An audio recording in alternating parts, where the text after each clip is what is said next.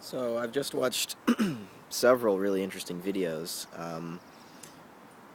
Layla responded to Professor Anton and I's conversation about philosophy, the role of philosophy in the public sphere and in politics and activism.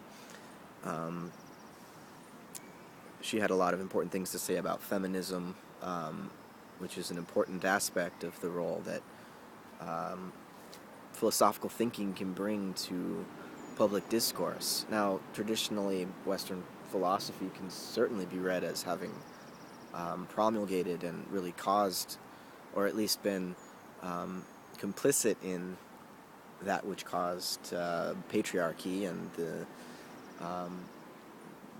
dominance of masculine ways of knowing and forms of power over feminine ways of knowing and power and relating to the world.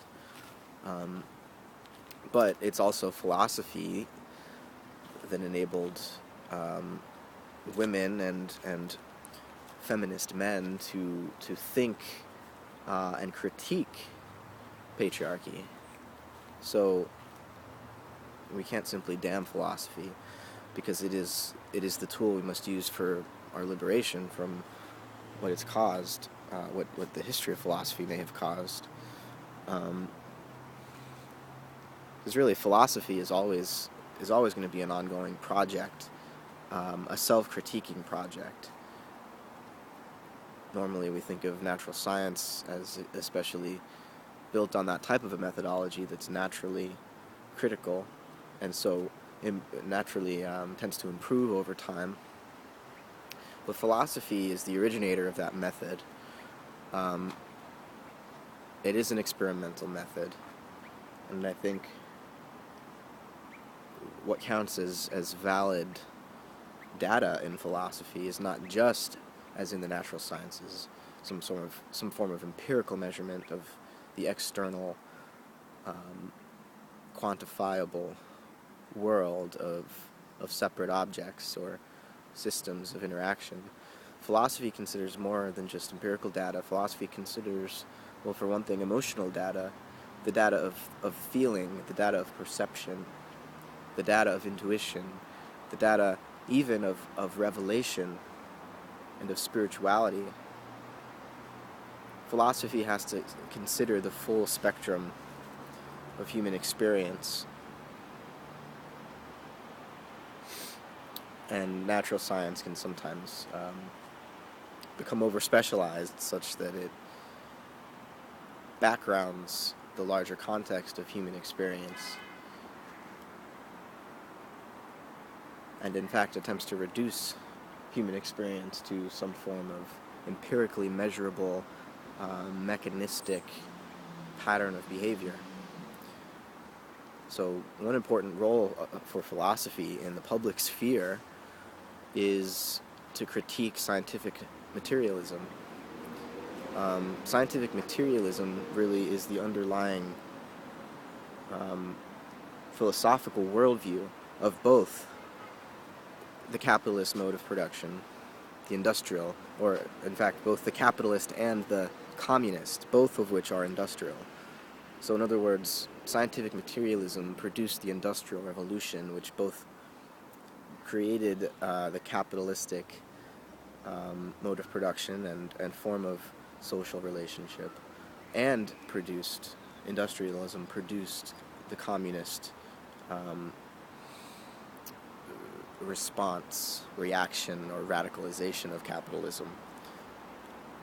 Communism and capitalism have always existed sort of in conflict with one another and mutually productive of one another's approaches. You know, they need one another to be what they are as separate ways of thinking and ways of acting.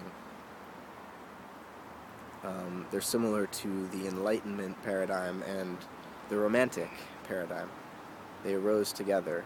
They're often seen as being in irreconcilable conflict with one another, but in fact, you know, if you read these supposedly Enlightenment thinkers like Kant and Hume and Schelling and you know, if you read Romantic poets like Wordsworth and Keats and Holderlin and later Rilke, I think you begin to see that they're not against rationality. They're not against the awakening and the enlightenment of the human spirit. They're not against freedom. All of the things normally associated with the Enlightenment, right?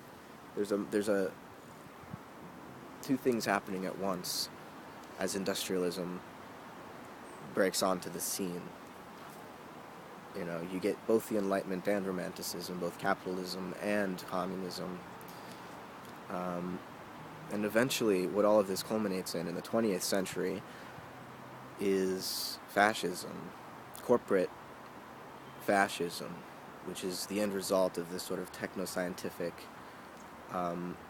not purely capitalistic society, but plenty of the technosphere has been created by government and by collusion between government and private industry.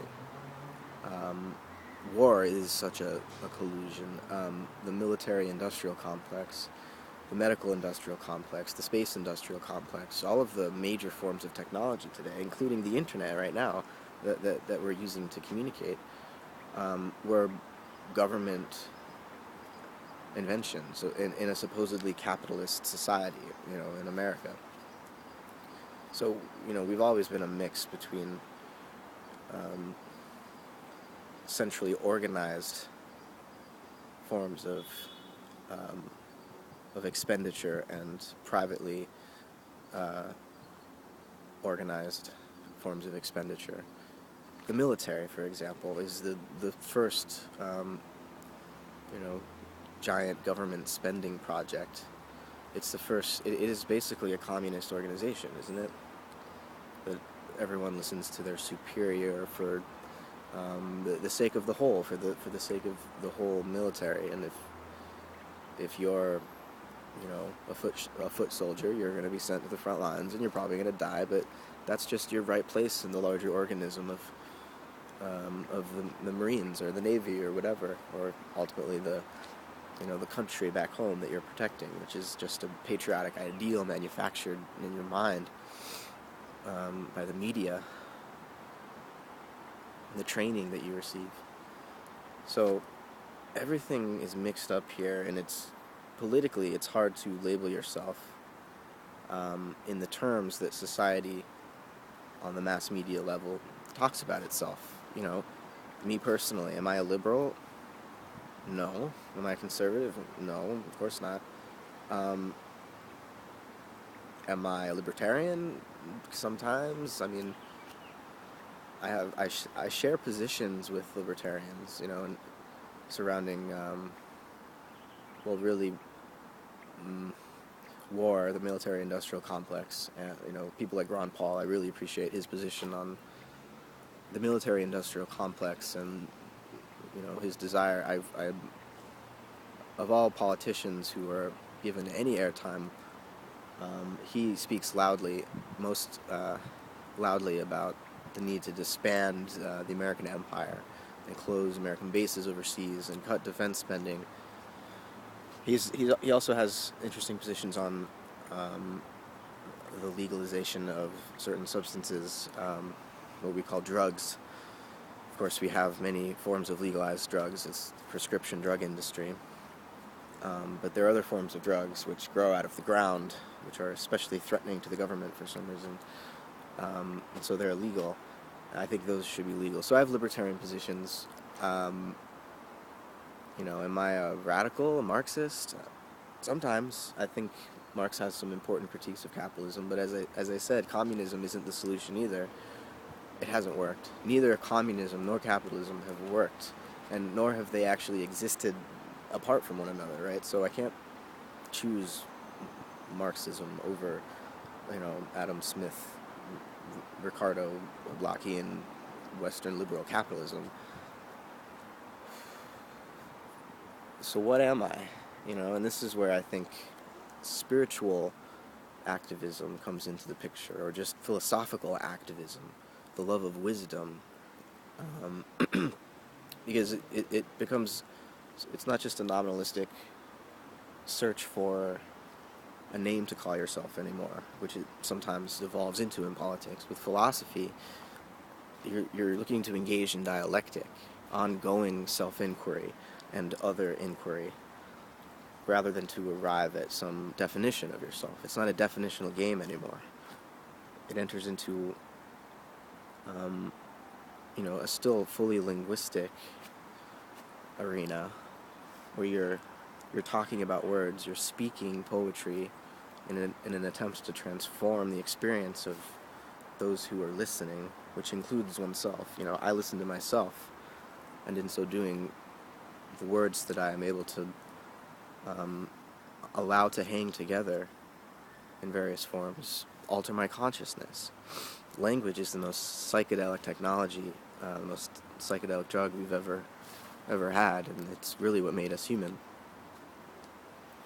So when we engage in philosophy, where we're playing with logos, we're playing with language, we're desiring wisdom.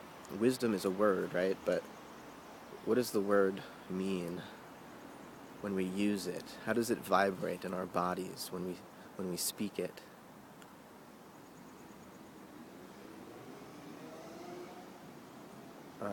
Geez, I hope I haven't been holding my hand over the microphone. Well, I better leave it there. Thanks to both Layla and Corey for keeping this conversation going, and I hope that it continues to echo. Yeah, take it easy.